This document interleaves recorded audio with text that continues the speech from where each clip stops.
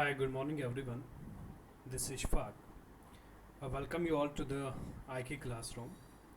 तो जो आज हमने टॉपिक लिया है फिजियोलॉजी से ही टॉपिक है, दैट इज़ कि किडनी में जो यूरिन फॉर्मेशन होता है, तो उस प्रोसेस को जो है ना हम यहाँ पे समझने की कोशिश करेंगे।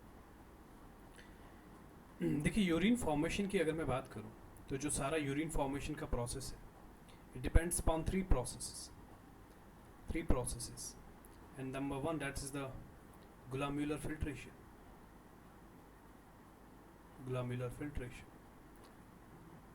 और जो सेकेंड प्रोसेस है that is the reabsorption and the third process that is the secretion.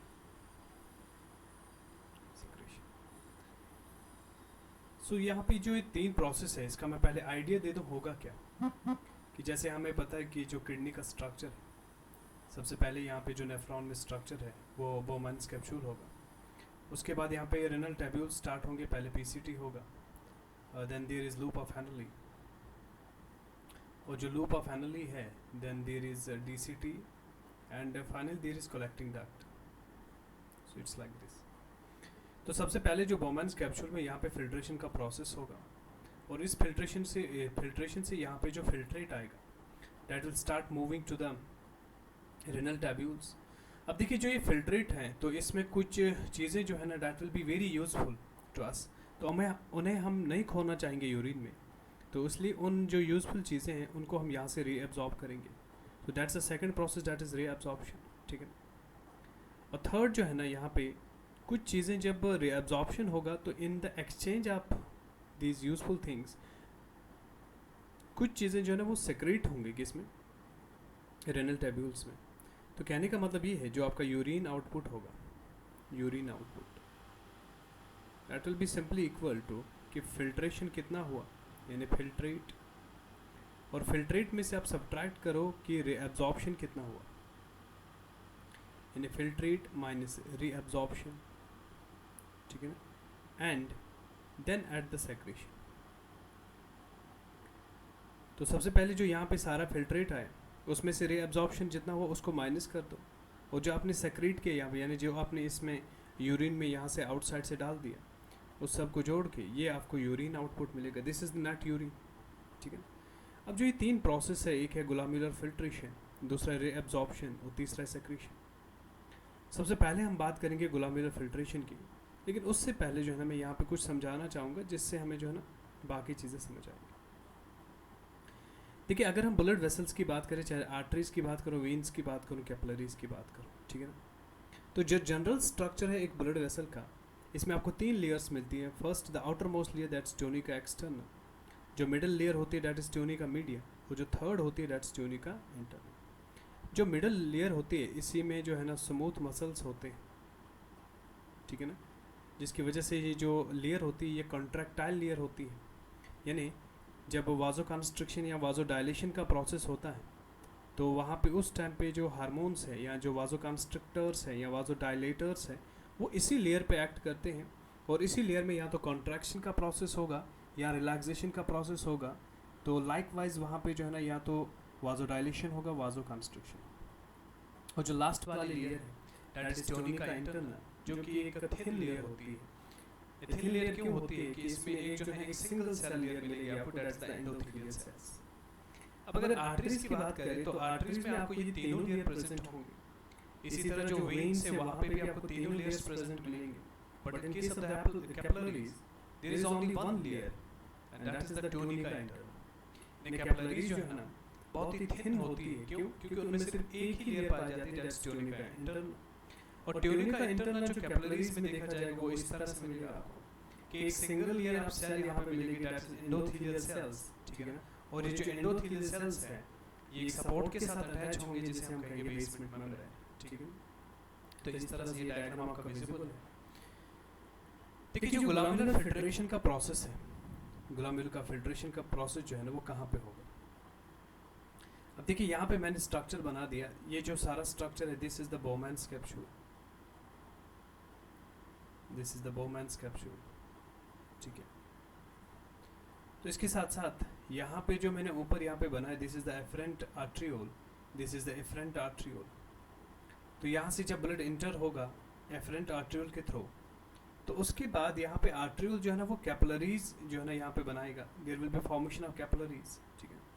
और जो ये पूरा कैपिलरीज का यहाँ पे ये पूरा नेटवर्क बनता है, इस नेटवर्क को हम बोलते हैं, we call it as the glomerulus, glomerulus, ठीक है। तो ये जो ग्लोमेरुलस है ये क्या है, कैपिलरीज है बेसिकली।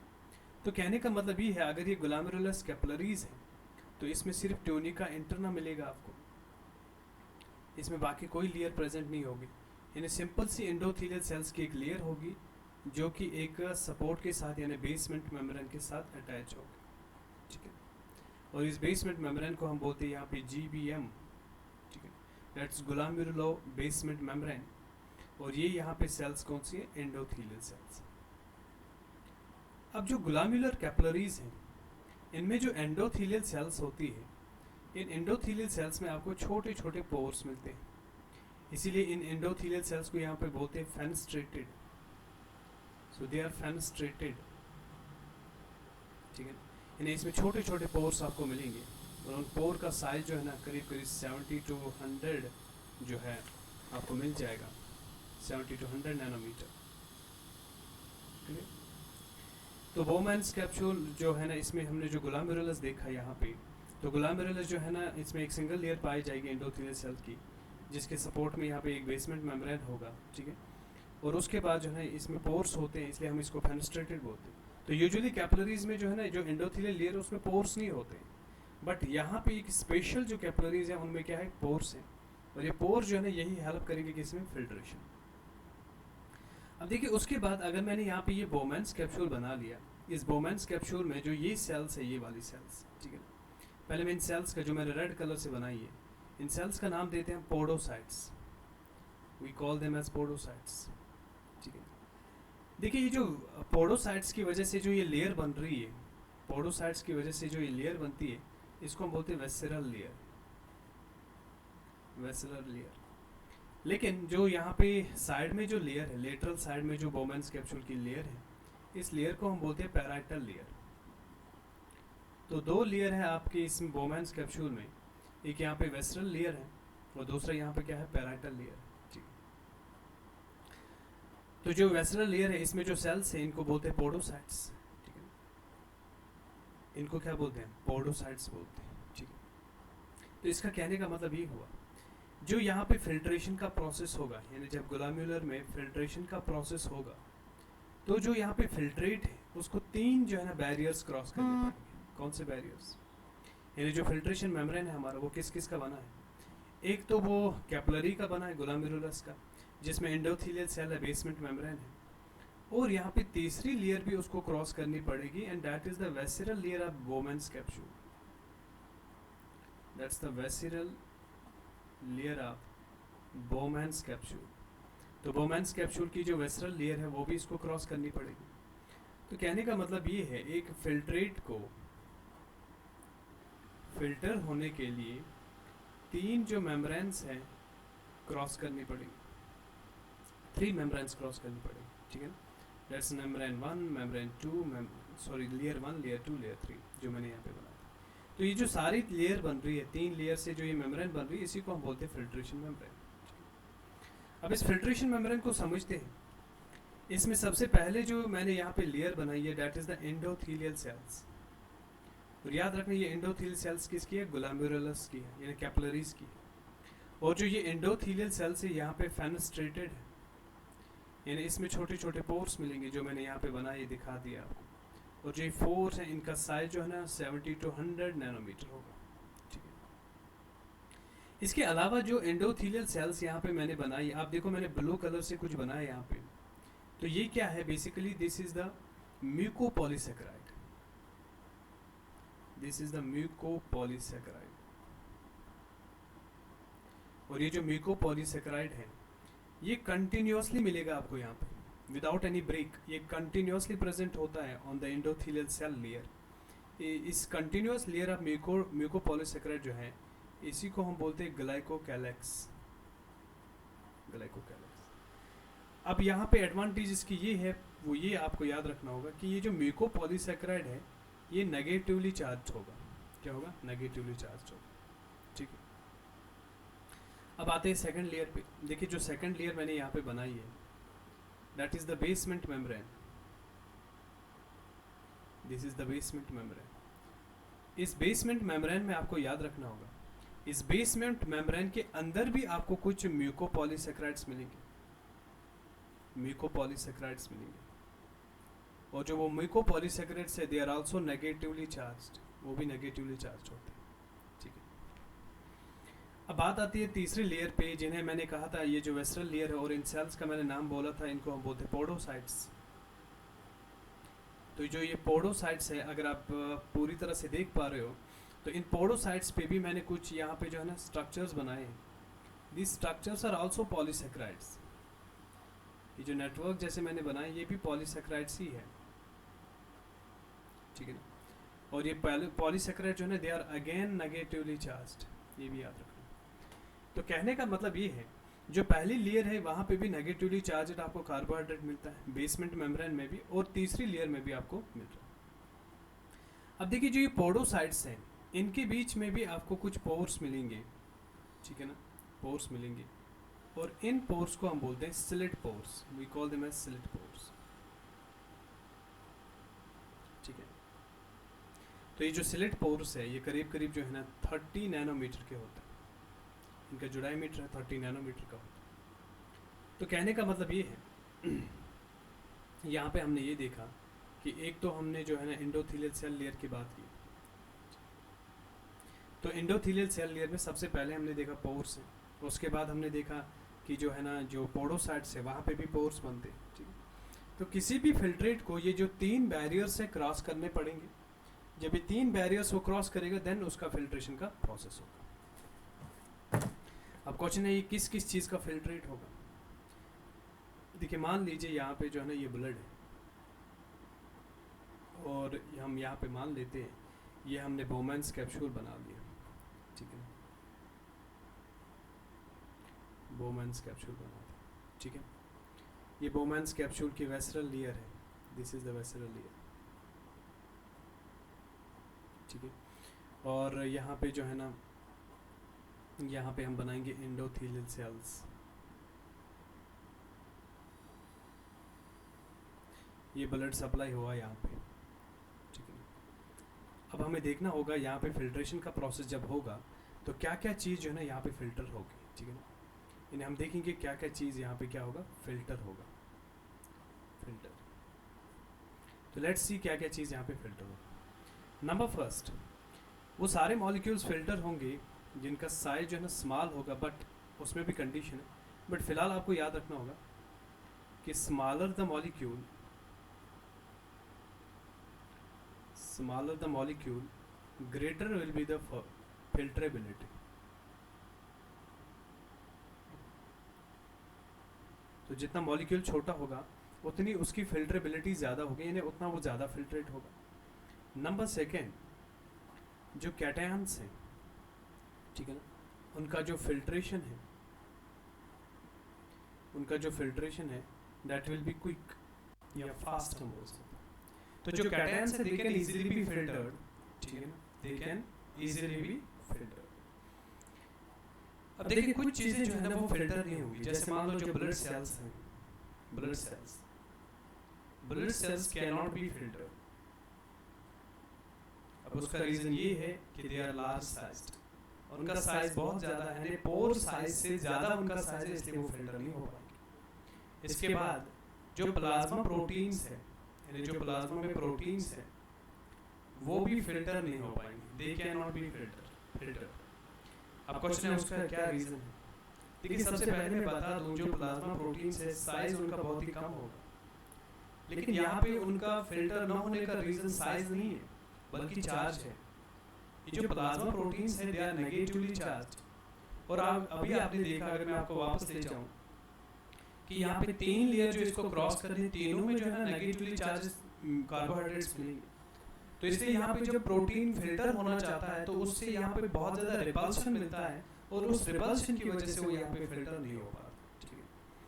तो अगर प्रोटीन की बात करें, प्रोटीन का साइज जो है ना कम होता है, पोर साइज से कम होता है उनका साइज, तो वो फिल्टर होने चाहिए थे, बट फिल्टर इसलिए नहीं होते क्योंकि उनका नेगेटिव चार्ज होता है, इसलिए वो फिल्टर नहीं होते। इसके अलावा कुछ सब्सटेंस की फिल्टरेबिलिटी कम होती है, जैसे मान लो अगर मैं कैल्शियम की बात करूं तो कैल्शियम की जो फिल्टरेबिलिटी है दैट इज लेस, फिल्टरेबिलिटी कैल्शियम की कम है। उसका रीज़न ये है कि जो कैल्शियम है यूजुअली जो है ना बाउंड फॉर्म में मिलता है, ये फ्री फॉर्म में ज़्यादा नहीं मिलता है, ज़्यादा ही किस में मिलता है, फ्री बाउंड फॉर्म में मिलता है। तो ये जब किसी के साथ बाउंड हो जाता है तो उस केस में इसका साइज जो है वो क्या हो जाता है, बड़ा हो जाता है पोर साइज से, इसलिए ये फिल्टर नहीं हो पाता। ठीक है, सो दिस इज कि कौन कौन सी चीजें जो है यहाँ पे फिल्टर होंगी, कौन सी फिल्टर नहीं होंगी। तो फिल्टर करने के लिए हर किसी को जो है ना 3 बैरियर्स को क्रॉस करना पड़ेगा। तो अब हमने देखा जिसका साइज छोटा होगा पोर साइज से वो फिल्टर होगा, प्रोवाइडेड कि वो न्यूट्रल मॉलिक्यूल हो, न्यूट्रल मॉलिक्यूल। सेकंड हमने देखा अगर वो कैटायन है तो दैट कैन इजीली पास, ठीक है ना। और थर्ड हमने देखा अगर वो एनायन है, नेगेटिवली चार्ज्ड है, तब वहाँ पे उसका फिल्ट्रेशन नहीं होगा, क्योंकि वहाँ पे जो फिल्ट्रेट मेम्ब्रेन है या फिल्टर मेम्ब्रेन है उसमें बहुत सारे नेगेटिवली चार्ज जो है ना सब्सटेंसेस है, तो वहाँ पे रिपल्शन का फोर्स बहुत ज़्यादा होगा। ठीक है, अब देखिए जो ये बोमैन्स कैप्सूल में यहाँ पे फिल्ट्रेशन का प्रोसेस हो रहा है, जो बोमैन्स कैप्सूल में यहाँ पे फिल्ट्रेशन का प्रोसेस हो रहा है ना, फिल्ट्रेशन, ये जो फिल्ट्रेशन का प्रोसेस है इट इज़ प्रेशर डिपेंडेंट। किस पे डिपेंड है, ये प्रेशर डिपेंडेंट, यानी depends upon pressure. And the second thing it depends upon the surface area of the glomerulus. एक तो ये किस पे डिपेंड करेगा, प्रेशर पे डिपेंड करेगा, और दूसरा ये जो है सरफेस एरिया पे डिपेंड करेगा। सरफेस एरिया पे मैं आ जाऊंगा, लेकिन फिलहाल मैं पहले प्रेशर की बात करूंगा। ठीक है, एक डायग्राम में दिखाना चाहता हूँ आपको, जो मैंने प्रीवियसली दिखाई थी आपको। इस डायग्राम में मैंने आपको ये यहाँ पे जो है ना एफरेंट आर्ट्रियोल दिखाया है, और यहाँ पे जो है ना एफरेंट आर्ट्रियोल दिखाया, और इस केस में मैंने यहाँ पे मेंशन किया जो एफरेंट आर्ट्रियोल का डायमीटर होता है वो ज़्यादा होता है as compare to efferent arteriole. यानी जो एफरेंट आर्ट्रियोल का डायमीटर है वो ज़्यादा होता है किससे, एफरेंट आर्ट्रियोल से। उसका एक रीज़न है, लॉजिक है, देखिए क्या। तो अब हम यहाँ पे जो है ना डिफरेंट प्रेशर्स की बात करेंगे, और हम देखेंगे कौन कौन सा प्रेशर जो है ना वो फिल्ट्रेशन को फेवर करेगा और कौन कौन सा प्रेशर जो है ना वो अपोज करेगा, यानी अगेंस्ट होगा। ठीक है, तो ग्लोमेरुलस में जब मैंने बात की थी, देखिए अब मैं यहाँ पे ऐसे दिखा रहा हूँ, ये ग्लोमेरुलस है और ये यहाँ पे मैं ले रहा हूँ एफरेंट आर्ट्रियोल। अब जो एफरेंट आर्ट्रियोल है इसका डायमीटर जो है ना मैं थोड़ा ज़्यादा दिखाता हूँ, और जो एफरेंट आर्ट्रियोल है इसका डायमीटर कम है। यानी एफरेंट आर्ट्रियोल जो है ना यूजुअली अंडर नॉर्मल कंडीशन इसका डायमीटर ज़्यादा होता है किससे, एफरेंट आर्ट्रियोल से। देखिए इस चीज़ से क्या होगा, यहाँ पे जब एफरेंट आर्ट्रियोल का डायमीटर ज़्यादा है तो यहाँ पे बहुत ज़्यादा ब्लड जो है ना that will enter into the kidney और वी कैन से नेफ्रॉन। ठीक है ना, तो जब वो नेफ्रॉन में इंटर होगा बहुत सारा ब्लड, ठीक है ना, अब इंटर तो हो वो तो ठीक बात है, लेकिन जब यहाँ से ब्लड निकलेगा तो स्लोली निकलेगा, क्योंकि इसका डायमीटर कम है, तो कम यानी थोड़ा थोड़ा ब्लड जो है ना यहाँ से निकलेगा। तो ब्लड जो है ना जो एग्जिट हो रहा है स्लोली हो रहा है, और यहाँ से जो ब्लड आ रहा है रैपिडली आ रहा है। ठीक है, अब इस चीज़ से क्या हो रहा है, इस चीज़ से यहाँ पे जो ब्लड आ रहा है इसको टाइम मिल रहा है एक्यूमुलेट होने के लिए, यानी यहाँ पे जो ब्लड है it gets time for accumulation. ठीक है, यहाँ पे एक्यूमुलेशन ऑफ ब्लड होगा, और जब ये ब्लड एक्यूमुलेट होगा तो यहाँ पे एक प्रेशर जनरेट होगा, इस ब्लड एक्यूमुलेशन की वजह से। We call that as the glomerular hydrostatic pressure, उसको हम बोलते हैं GHP, the glomerular hydrostatic pressure.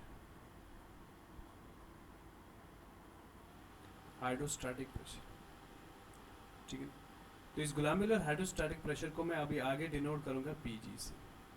So PG is the glomerular hydrostatic pressure. Clear, तो ये यहाँ पे ग्लोमेरुलर हाइड्रोस्टैटिक प्रेशर हमने देखा कैसे डेवलप हुआ, because of the difference in the diameter of the efferent arteriole and the efferent arteriole. तो सबसे पहला प्रेशर हमने देखा that is PG, that's glomerular hydrostatic pressure, और इसका जो वैल्यू है approximately under normal condition that is 60 mmHg। ठीक है, दैट इज 60 mmHg।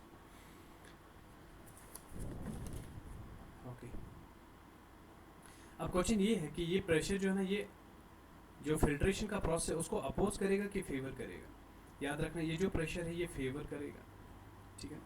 इसके बाद जो है ना हम दो प्रेशर और पढ़ने जा रहे हैं, लेकिन वो जो दोनों प्रेशर है अपोजिंग प्रेशर है। सो फिलहाल के केस में हम बोलेंगे this is the only favouring pressure, यानी एक ऐसा ओनली प्रेशर है जो फेवर करेगा किसको, filtration. So this is the only favouring pressure of the filtration. इसके बाद जो सेकंड प्रेशर की अगर हम बात करें, ठीक है, that is called as the Bowman's hydrostatic pressure. उसको हम बोलते हैं बोमैन्स हाइड्रोस्टैटिक प्रेशर यानी BHP, the Bowman's hydrostatic pressure, Bowman's hydrostatic pressure. अब क्वेश्चन क्या होता है ये बोमैन्स हाइड्रोस्टैटिक प्रेशर, ठीक है। देखिए बोमैन्स हाइड्रोस्टैटिक प्रेशर को मैं डिनोट करूंगा PB से, और इसका वैल्यू याद रखना दैट इज 18 mmHg, ठीक है। अब बोमैन्स हाइड्रोस्टैटिक प्रेशर डेवलप कैसे होता है ध्यान दीजिए। देखिए अब जब यहाँ से फिल्ट्रेशन का प्रोसेस हो गया, यानी यहाँ पे जो ब्लड है वो अंदर आने लगा, और जब अंदर आएगा तो अंदर जो भी आएगा उसको हम फिल्ट्रेट बोलते हैं, ठीक है। उसको हम क्या बोलेंगे, फिल्ट्रेट। तो यहाँ पे जो फिल्ट्रेट आया, अब ये जो फिल्ट्रेट है ना ये कुछ टाइम के लिए यहाँ पे एक्यूमुलेट होगा, और उस एक्यूमुलेशन की वजह से ये वेस्ट्रल लेयर और पैराइटल लेयर यानी दोनों लेयर पे जो है ना यहाँ पे प्रेशर एक्सर्ट करेगा, और उसी प्रेशर को हम बोलते हैं Bowman's hydrostatic pressure, and this pressure is opposing pressure. This is the opposing pressure. अब देख भी सकते हो यहाँ पे फिल्ट्रेशन डाउनवर्ड हो रहा है और ये अपवर्ड जा रहा है, साइड में जा रहा है, तो ये अपोजिंग प्रेशर है किसका, फिल्ट्रेशन का, ठीक है। इसके बाद जो थर्ड प्रेशर हमारा आता है that is called as the oncotic pressure, या हम उसको बोलते हैं कोलाइड ऑस्मोटिक प्रेशर। थर्ड है हमारा that is called as the colloid osmotic pressure, ठीक है। और इसी को हम बोल सकते हैं the oncotic pressure, we call this as the oncotic pressure. इस प्रेशर को हम डिनोट करते हैं πg से, और इसका वैल्यू जो है ना करीब करीब 32 mmHg आता है। अब क्वेश्चन है ये प्रेशर कैसे डेवलप होगा वो ध्यान दीजिए, मैं इस डायग्राम में दिखा दूंगा क्या होगा। तो मान लीजिए ये मैंने यहाँ पे जो है ना एफरेंट आर्ट्रियोल बना दिया, और यहाँ पे जो है ना ग्लोमेरुलस बना दिया, कैपिलरीज बेड, और यहाँ पे मैंने बना दिया एफरेंट आर्ट्रियोल, ठीक है। अब ध्यान दीजिए जब यहाँ पे ब्लड एक्यूमुलेट होगा जिसकी वजह से जो है ना PG बना था, यानी ग्लोमेरुलर हाइड्रोस्टैटिक प्रेशर बना था। लेकिन जब ब्लड एक्यूमुलेट हुआ था, जब ब्लड यहाँ पे एक्यूमुलेट हुआ था, तो मान लो अगर मैं यहाँ पे जो है ना एंडोथेलियल सेल्स बना लूँ, एंडोथेलियल सेल्स बना लो इस तरह से, इन एंडोथेलियल सेल्स के बीच में जो ये पोर्स है, तो जब यहाँ पे ब्लड एक्यूमुलेट होगा तो उनके साथ साथ यहाँ पे प्रोटीन्स एक्यूमुलेट हो जाएंगे। जो प्लाज्मा प्रोटीन्स है वो भी धीरे धीरे एक्यूमुलेट हो जाएंगे, और आप देख सकते हो जब ये प्रोटीन्स एक्यूमुलेट हो रही है, these are the plasma proteins, plasma proteins. और जब ये एक्यूमुलेट हो रहे हैं ये धीरे धीरे इन होल्स को जो ना क्लोज करेंगे, यानी जो एंडोथेलियल सेल्स के बीच में जो पोर्स है ना, ये इन पोर्स को क्या करेंगे, ब्लॉक करेंगे। और जब पोर्स ब्लॉक होंगे तो उस केस में यहाँ पे जो फिल्ट्रेशन का प्रोसेस है वो कम होगा, यानी जो फिल्ट्रेशन का प्रोसेस है वो कम होगा यहाँ पे। और हम ऐसा भी बोल सकते हैं दैट मीन जो ये ऑनकोटिक प्रेशर है it is the opposing pressure, so it is again the opposing pressure। तो इसका मतलब फिर ये हुआ कि अगर हम यहाँ पे नेफ्रॉन में यहाँ पे नेट फिल्ट्रेशन प्रेशर की बात करें, net filtration pressure, so that will be equal to the glomerular hydrostatic pressure, जो कि एक फेवरिंग प्रेशर है, उसमें से आप माइनस कर लो यहाँ पे, that is the PB, that is Bowman's hydrostatic pressure, और उसमें से माइनस कर लो πg, that is the oncotic pressure। यानी जो दो अपोजिंग प्रेशर है उनको आप माइनस कर दो, सब्ट्रैक्ट कर दो, किससे, जो एक फेवरिंग प्रेशर है वहाँ से आपको मिलेगा नेट फिल्ट्रेशन प्रेशर। और एक टिपिकल नेफ्रॉन के लिए अगर हम निकाल दें इसको, जैसे 60, इसका वैल्यू मैंने 18 बोला था, इसका 32 बोला था, ठीक है ना, तो it will come out to be 10 mmHg, 10 mMH, ठीक है।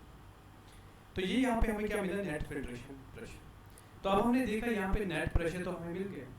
जब नेट प्रेशर मिला तो यहाँ पे फिल्ट्रेशन का प्रोसेस जो है ना वो कंप्लीट होगा। अब फिल्ट्रेशन का प्रोसेस जब होगा, ठीक है, हमें कुछ फिल्ट्रेट मिलेगा यहाँ पे बोवेन्स कैप्सूल, ठीक है। तो अब हमें ये देखना होगा कि किस स्पीड के साथ यहाँ पे फिल्ट्रेशन हो रहा है, यानी what's the rate at which filtration occurs, ठीक है। The rate at which filtration occurs, उसके लिए हम यूज करते हैं term GFR, that's glomerular filtration rate. So it's the rate at which filtration occurs, the rate at which filtration occurs. या हम ऐसे भी बोल सकते हैं कि 1 मिनट में जो है कितना फिल्ट्रेट यहाँ पे बनेगा, उसको भी हम बोल सकते हैं GFR। अब GFR का जो फॉर्मूला है that's equal to KF into net filtration pressure, ठीक है। और यहाँ पे जो KF है we call it as the filtrability coefficient, filtrability coefficient. जो ये फिल्ट्रेबिलिटी कोएफिशिएंट है it will depend upon the surface area. इस सरफेस एरिया पे डिपेंड करेगा, किसका surface area, the surface area of glomerulus. अब ग्लोमेरुलस का सरफेस एरिया जितना ज्यादा होगा उतनी फिल्ट्रेबिलिटी कोएफिशिएंट ज्यादा होगा और उतना GFR जो है वो ज्यादा होगा, ठीक है। अंडर नॉर्मल कंडीशंस में हमने देखा है कि जो GFR का नॉर्मल वैल्यू है that comes out to be 125 ml per minute, ठीक है। अगर इसको डे में कन्वर्ट करोगे आप तो it will come out to be 180 litre per day, ठीक है। This is the GFR of the 1 million or 2 million, sorry 2 million, क्योंकि दोनों किडनीज का मिला, ठीक है। अब ध्यान दीजिए जो GFR है दैट्स 180 लीटर पर डे, और अगर आप पर डे यूरिन आउटपुट देखोगे, urine output that's 1 to 1.5 litre per day. तो इतना यूरिन आउटपुट है, यानी इतना यूरिन दिन में बनता है, लेकिन इतना फिल्ट्रेशन हो रहा है, ये देखो 180 लीटर पर डे। तो कहने का मतलब ये बाकी यूरिन कहाँ जा रहा है, तो जो बाकी यूरिन जा रहा है ये रिएब्सॉर्ब हो रहा है। तो रिएब्सॉर्प्शन का प्रोसेस यहाँ पे मैक्सिमम लेवल पे हो रहा है, ठीक है। लेकिन इसके बाद जो है ना मैक्सिमम जो है ना ये जो रिएब्सॉर्प्शन का प्रोसेस वो हम डिस्कस कर लेंगे, बट फिलहाल जो है ना यहाँ पे हम देख लेंगे जो मैंने KF की बात की और मैंने कहा जो KF है it depends upon surface area, it depends on surface area। और हमें ये भी पता है कि जो GFR है that is directly proportional to KF filtrability coefficient। अगर आप नेट फिल्ट्रेशन प्रेशर को फिक्स कर दोगे तो आप बोल सकते हो कि जो ग्लोमेरुलर फिल्ट्रेशन रेट है, ग्लोमेरुलर फिल्ट्रेशन रेट है that is directly proportional to KF, that's the filtrability coefficient, ठीक है। अब क्वेश्चन ये है, अगर हम बोवेन्स कैप्सूल की बात करें और यहाँ पे ग्लोमेरुलस है, और मैंने आपसे कहा था जो ग्लोमेरुलस है वो एक कैपिलरीज है, और कैपिलरीज में हमने ये भी देखा था कि कैपिलरीज में सिर्फ ट्यूनिका इंटरना मिलता है। तो कहने का मतलब ये है वहाँ पे जो है ना कोई भी कॉन्ट्रैक्टाइल सेल है नहीं, लेकिन जो ये ग्लोमेरुलस का एरिया है, यानी जो ये बोवेन्स कैप्सूल का ये वाला एरिया जिसमें ग्लोमेरुलस प्रेजेंट है, इसमें आपको कनेक्टिव टिश्यू मिलेगा, एक कनेक्टिव टिश्यू मिलेगा, ठीक है। और इस कनेक्टिव टिश्यू में आपको कुछ इस तरह से सेल्स मिलेंगे, ठीक है। इन सेल्स को हम बोलते हैं मेसेंजियल सेल्स, या मेसेंजियल पढ़ो या मेसेंजियल पढ़ो। तो मेसेंजियल सेल्स जो है, मेसेंजियल सेल्स जो है जो यहाँ पे प्रेजेंट होती है, ठीक है। They are contractile cells, contractile cells। याद रखना this is the only contractile cell in case of the glomerulus। तो ये सेल अगर कॉन्ट्रैक्ट करेगी तो ग्लोमेरुलस का एरिया जो है ना ये जो है कम हो जाएगा, और जब ये रिलैक्स करेगी तो सरफेस एरिया बढ़ेगा, ठीक है। तो इसका मतलब ये हुआ वो सारी चीजें, वो सारे फैक्टर्स जो इसका कॉन्ट्रैक्शन करवाएंगे इस सेल का, ठीक है ना, उससे यहाँ पे फिल्ट्रेबिलिटी कोएफिशिएंट जो है ना वो क्या हो जाएगा, कम हो जाएगा, और GFR भी कम होगा, ठीक है। तो डिपेंड करेगा किस पे, मेसेंजियल सेल पे। और मेसेंजियल सेल्स क्या होती है, बेसिकली ये मैक्रोफाज होती है यहाँ पे किडनी में, क्योंकि मैक्रोफाज जो है ना जहाँ पे वो प्रेजेंट होती है ऑन दैट बेसिस उनका नाम पड़ जाता है, ठीक है ना। तो किडनी में जो यहाँ पे प्रेजेंट होती है नेफ्रॉन में बोमेंस कैप्सूल में, इनको हम मेसेंजर सेल्स बोलते हैं, ठीक है। अब हमें कुछ फैक्टर्स देखने होंगे जो इनका कॉन्ट्रैक्शन या रिलैक्सेशन करवाते हैं, ठीक है। अब सबसे पहले जो हम ध्यान देंगे यहाँ पे वो ये है, नंबर फर्स्ट, कॉन्ट्रैक्शन कौन कौन करवाएगा, यानी वो फैक्टर्स जो कॉन्ट्रैक्शन करवाएंगे। और अगर कॉन्ट्रैक्शन करवाएंगे तो सरफेस एरिया कम होगा और फिल्ट्रेबिलिटी कम होगी तो जीएफआर भी कम होगा। जैसे एडीएच, ठीक है, जैसे एंजियोटेंसिन सेकेंड, एंजियोटेंसिन सेकेंड, इसी तरह यहाँ पे नॉरएपिनेफ्रिन, और भी बहुत सारे फैक्टर्स हैं, मैं 2-3 एग्जांपल दीज आर एनफ, ठीक है। इसी तरह जो रिलैक्सेशन करवाएंगे, रिलैक्सेशन फैक्टर्स, उसमें आप पहला फैक्टर याद रखोगे, that is called as the ANP.